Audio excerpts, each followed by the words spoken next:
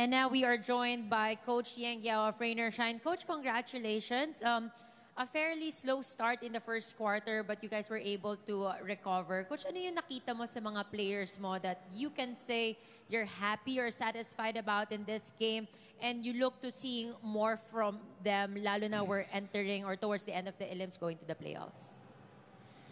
Well, I saw the effort. No, it's really pure effort on our side. We were shooting the ball badly, actually. Our three-point shooting is really bad.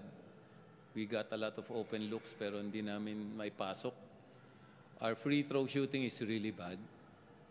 So, we needed to make up for it with just sheer effort lang talaga. Trabaho lang.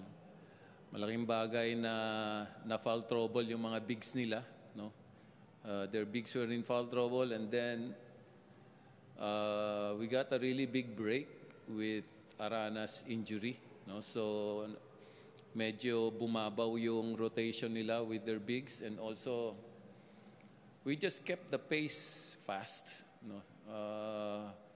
We felt that with their bigs having foul trouble, and then we played small, just to be able to speed up the game. Palagi ko nakatulong yon. No, nakatulong yung kahit maliit kami, hindi kami masyado na argabyado sa rebound, and then na-maintain namin yung speed ng laro. No? But we were really shooting badly. Sa shooting namin, buti na survive namin. Malaking break talaga yung wala injured si Arana.